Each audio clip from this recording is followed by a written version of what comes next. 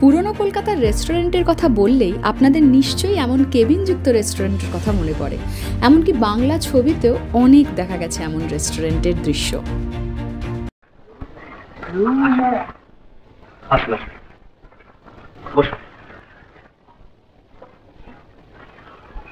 আপনার জন্য আজকে ক্লাসটা মিস হলো। আজকের দিনে ডিপ ক্লাসটা হইতে উচিত। আপনি হচ্ছেন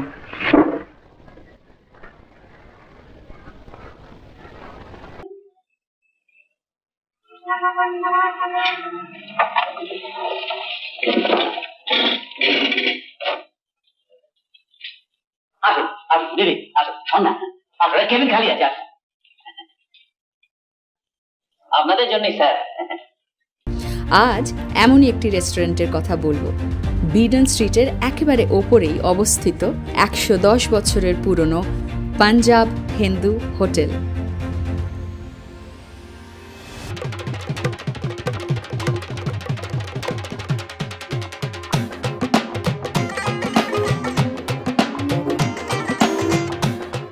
এটা হলো কলকাতার সেকেন্ড বা third restaurant serving tandoori roti and tadka. First restaurant, as my mom told me long time back, is the one at Hajra.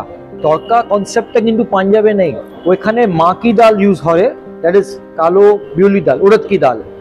Ekhane the green dal is hara moong. Punjab ki bolbo ami tadka khujchi, apna keu bolbe na ki hoy eta. This tadka concept is only confined to West Bengal. And jotogulo aluwalia je dhaba ache, I'm Jagdeep Singh Aluwala, another Aluwal, they are all from the same village in Punjab. আমি এখানে 12 বছর বয়স থেকে দেখি, কারণ বাবা খুব কম বয়সে মারা গেছেন। বাবা 32 বছর যখন বয়স তখন মারা গেছেন, আমার বছর তখন বয়স আমার প্রায় 11 বছর। তা আমি আর মা দেখতাম, আমি স্কুলে পড়তাম, মা সকালের দোকান দিয়ে করতো, আমি বিকেল দোকান দিয়ে করতাম। আমার দাদুর বাবা ঈশ্বর Singh, he was somebody who came from Pakistan before the partition. উনি এখানে এসে আগে একটা ছোট দোকান করে, এটা 3টে দোকান, একটা দুটো তিনটে। 1968-তে এই দোকানটা এই রূপে আসে আমার জন্মের সময়।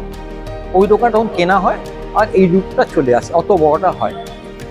পরে আমি এটাকে নিচে করি, এটা আগে এই লেভেলে ছিল, এই লেভেলে ছিল। অ্যান্ড এটাকে দোতলা বানাবার আমার একটা পরিকল্পনা মতন রয়েছে, দেখি কখন হয়। তা ঈশ্বর সিং এর পর আমার দাদু এলেন, ওনার নাম ছিল সর্দার তিলক সিং। তারপরে আমার বাবা তখন BSc final year Punjab university Khalsa কলেজে করছেন। কোনো একটা কারণে ওনাকে এখানে আসতে হলো দাদুর সাথে কাজে হাত দিতে। তারপরে বাবার বিয়ে হলো, আমি আমার মেয়ে, তাহলে আমরা মোটামুটি 1 2 3 4 5 পুরুষ। আমার মেয়ে যদি ধরা হয় তাহলে আমার 5 পুরুষ ধরে আমরা এখানে ব্যবসা করছি। বাংলা খাদ্য আন্দোলন 1959-এর সাক্ষী ছিল এই হোটেল। খাদ্য আন্দোলন দেখা হয়েছে এখানে, এখন ওই গুলির মাঠটা নেই, খাদ্য আন্দোলনের গুলি চলেছিল, গুলির ওই জায়গাটা আছে এখানে, এখানে গুলি লেগেছিল, আমরা ভরে দিয়েছি এটা। যদি আমাকে বাগান করার বন্ধুরা বললো যে করিস না এটা, তার পুরনো একটা ঐতিহ্যের ব্যাপার, আমি করে দিয়েছি। আপনারা জানেন এই রেস্টুরেন্টের এমন কেবিনগুলোর ইতিহাস কি? এইটা একটা ইটস অ্যান ওল্ড স্কুল, ঠিক আছে। ওইটা কি, we have to understand, since this restaurant is 110 years old, pre-independence the Muslim culture was there. যদিও পর্দাটা খুব পরে এসছে, 68 সালের পর পর্দাতে এসছে। এখন বাঙালি মহিলারাও এককালে, এখন বলতে পারছি না, আমার এখানে কোনো বক্তব্য রাখা উচিত না, কারণ আমি খুব একটা জানি না, তখন ওরা পর্দায় খেত।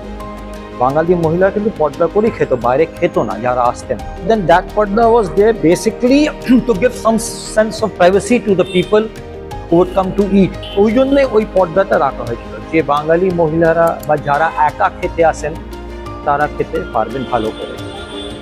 আমার দোকানে এখনো খদ্দের আসে যারা মনদী বংশ বা যারা এমনি আসে, তারা বলে ভাই আমরা ভেতরে বসে খাবো, একটু পর্দাটা করে দাও। আর মাঝে মাঝে কাপলটা আসে একটু প্রাইভেসির জন্য, that's it, nothing big about it. We are very strict with the discipline.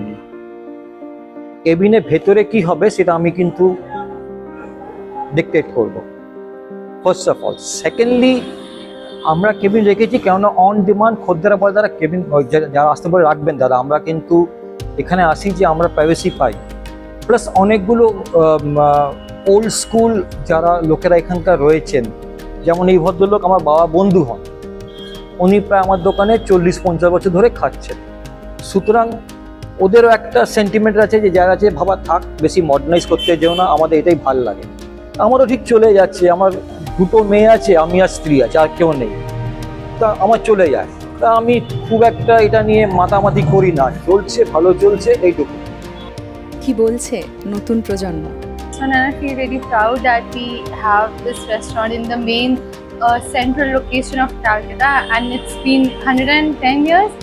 So, and I got the opportunity to see it grow, and as I am growing, I see this restaurant growing as well. And I really hope that it carries forward the legacy along with me and along the future generations.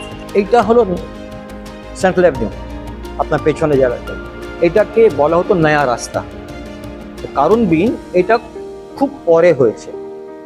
আচ্ছা, নয়া রাস্তা হবার আগে নিশ্চয়ই একটা পুরনো রাস্তা ছিল, সেখানে মনোরমা, এখানে পাণ্ডেদের, সাধন পাণ্ডে বাবুদের মনোরমা বলে এখানে একটা থিয়েটার ছিল।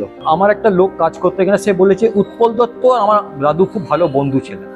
তা উৎপল দত্ত বাবু এখানে আড্ডা মারতেন, কালী ব্যানার্জি বাবু, তুলসী চক্রবর্তী বাবু, ওরা কিন্তু আমার দোকানে এসে রীতিমতন আড্ডা মারতেন, যারা থিয়েটারের সাথে জড়িত ছিল। আমার এখানে শুটিং হয়েছে, কৌশিক গাঙ্গুলি বাবু শুটিং করেছেন, সব্যসাচী বাবু শুটিং হয়েছে এখানে। এখানে সব থেকে সুস্বাদু খাবারগুলোর মধ্যে হলো ডিম তড়কা, ডাল তড়কা, চিকেন, মাটন আর তন্দুরি রুটি। প্রত্যেকটির স্বাদ অনবদ্য। আমি মেনু চেঞ্জ করিনি, আমি মেনু অ্যাড করিনি। হ্যাঁ, বিরিয়ানিটা এসছে কেন, চলনে রয়েছে ওটা বেশি করে। আমার দোকানে ডাল ভাত, সবজি, ডাল ভাত। এখন সবজি আর ভাত খেলে ডালটা ফ্রি পাওয়া যায়, আপনাকে আলাদা করে ডাল নিতে হবে না। এটা আমার দাদুর বাবা করে দিয়েছিলেন। উনি বলেছেন যে লোক সবজি আর ভাত খাবে তাকে ডাল দেওয়া উচিত, কেননা সে তো আর ডালে 100 টাকা দেওয়া তো কথা নয়, সে তো সবজি ভাত নিচ্ছে। তো সুতরাং 80 টাকা দাম আছে, তাতে আমি ডাল, ভাত, সবজি, পেঁয়াজ, লেবু, লঙ্কা পাচ্ছেন, মানে এইটুকুনি আমি, that's a minimum you can have a full square meal for 80 rupees. এর চেয়ে কমই আমি আর পারবো না। তো আমার দোকানে যারা খাচ্ছে এখন খুব একটা খদ্দের নিকা, লাঞ্চ টাইম ওভার হয়ে গেছে, কারণ আমার দোকানে ক্লায়েন্টেল কমসে কম 30 বছর পুরনো যারা খেতে আসে। 90% of my customers are that old. আমার কাছে 1958 সালের ট্রেড লাইসেন্স আছে, আমি খুঁজে পেয়েছিলাম। আমার ওই ট্রেড লাইসেন্সে 1958 সালের অবধি ট্রেড লাইসেন্স আছে।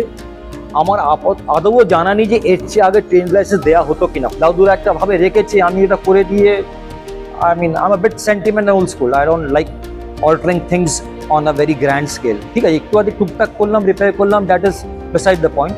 But otherwise, let the old structure remain and let the old school, that চার্মটা থাক, বিউটি থাক একটু। কলকাতা মোটামুটি তো শেষ হয়ে যাচ্ছে এইভাবে, ঠিক আছে।